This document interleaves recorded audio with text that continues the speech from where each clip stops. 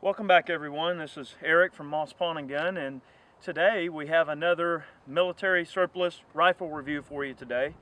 I have been buying up quite a few milsurps here in the last year, and unfortunately we really haven't had as much time as we'd like to get out here and shoot some of them. But today we have a Swiss model 1889 infantry rifle.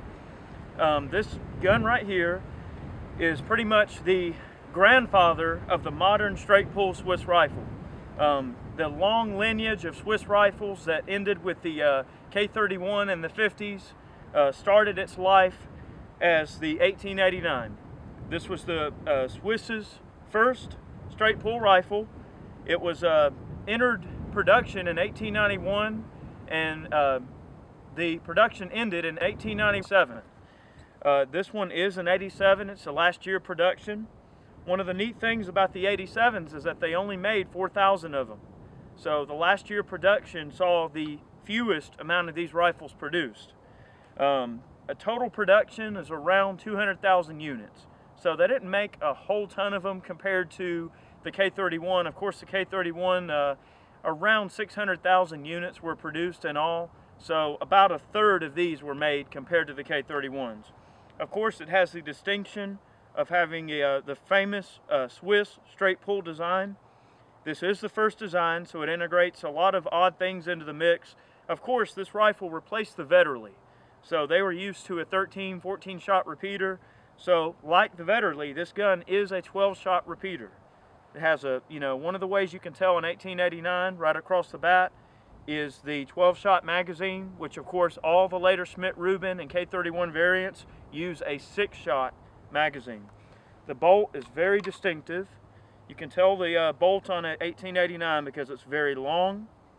The recoil locking lugs are located near the rear of the bolt as opposed to the front. Now, if you looked at something like, say, a 1911 infantry gun, then yes, the locking lugs were moved forward in the design later on to help strengthen the design. I do have a 1911 infantry gun that we'll be doing a video on at a later point. One important note on the 1889 is that modern GP11 ammunition and all commercial equivalents of which are not safe to fire through this gun. Do not fire it through it, you will blow the gun up. This gun fired a 1890 cartridge, or GP90, which operated at a much lower pressure than the newer GP11 cartridge. So just bear that in mind. If you decide you want to buy one of these, you can shoot them. It's not a problem, but the brass has to be trimmed back and you have to use a much lighter load. The load that we're going to be using today is a 185 grain cast 312 projectile, sized down to 309 and gas checked on a number 2 alloy. The brass is Privy Partisan brass, trimmed to 53.5 millimeters. And of course, the powder charge is accurate 5744, and today we're going to be running 23 grains. The power of the load that we're running today is going to be pretty much on par with a 3040 Krag. So that's what we're going to be shooting today. To load one of these, it's very similar to other Swiss rifles. Of course, you see here that we have the standard K31 stripper clip. I believe this model of stripper clip was predominant pretty much from the 1911 infantry gun and up. But as you can see, it'll fit the receiver. There's a cut in the stripper clip. All you do, put it down in there, push in 6, top it off with another one, push in another 6, and you got 12 rounds ready to go. Very cool gun. It just oozes cool factor. So let's shoot it some today. We're going to shoot it, the gongs a little bit, and then we're going to back out to 200 yards. We probably won't be shooting 440 today just because these are very initial hand loads that I've just initially developed, so we don't know how well they're going to shoot. We will be doing more with this rifle in the future. If you guys like it, leave your comments and everything like that, and we'll be sure to revisit this gun if you guys want us to. But for now, here's another cool milsurp, and let's shoot it.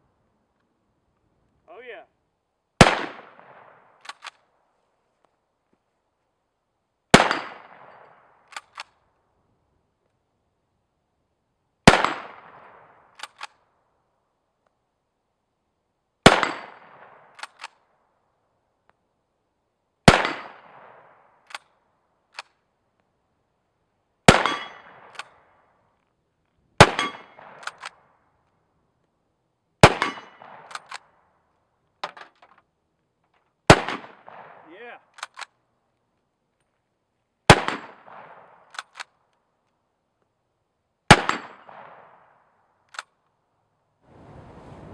All right, we saw that the Schmidt Rubin was performing pretty decent close up, and we were making short work of the gongs. We're going to shoot it off the bench just so we can make sure that we're not doing anything wrong.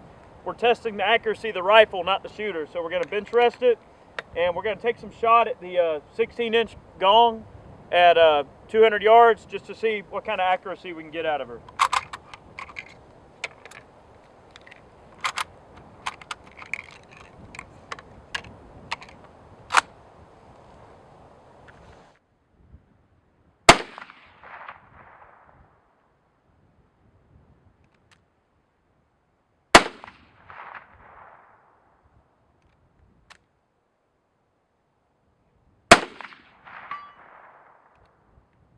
O'clock on the edge of the plate. Gotcha.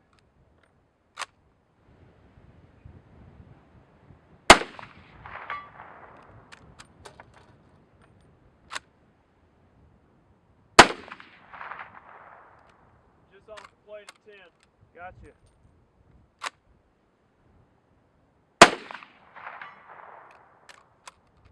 Left side of the plate. Gotcha.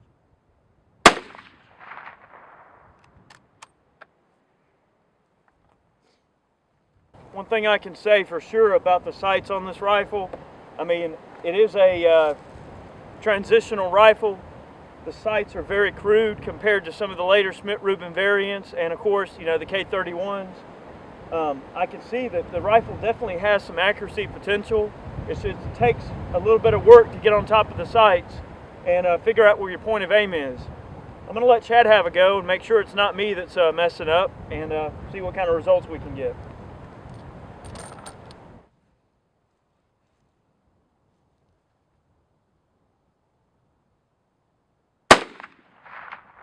You hit to the right and low just a little bit. You hit up near the bottom right corner of the gong. Okay. There you go. You hit just shy of the center of the plate by about 1.5 inches. But you're right in there. Looks like you hit a little low, but it's hard to tell. Go ahead.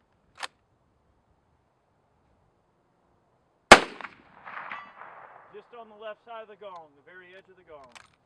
Bring your hold over about another 6 inches to the right. High about 1 foot. Well centered. Well, that wasn't me.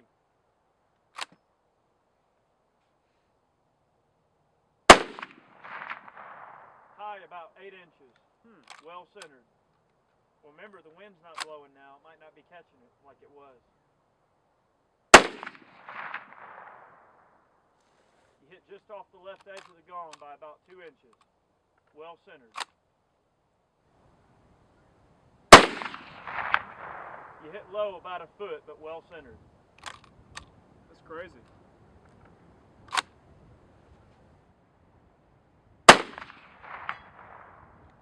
The bottom edge of the gong, well centered.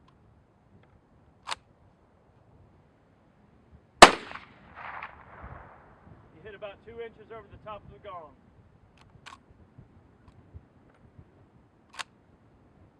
Dead center.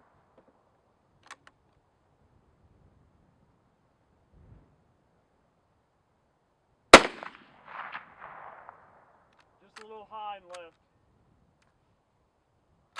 Got you.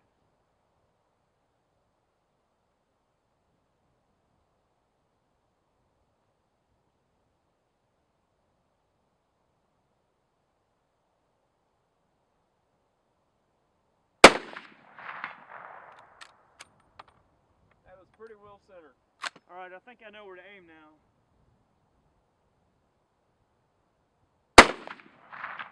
Just off to the right. Oh, I saw it too. It flew straight, didn't it? Oh yeah. That's right where I was aiming too. Just high. Same spot? Yep. I'll be damned.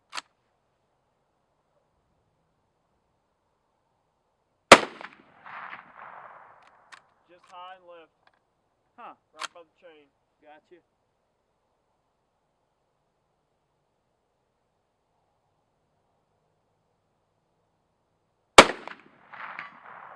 Just off center. Gotcha.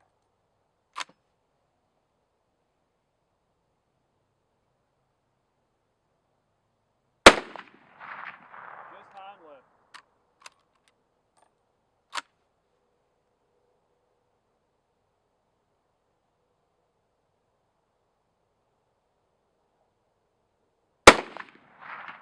Just low.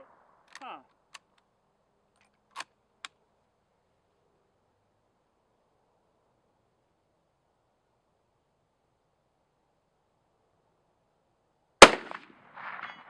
Good job.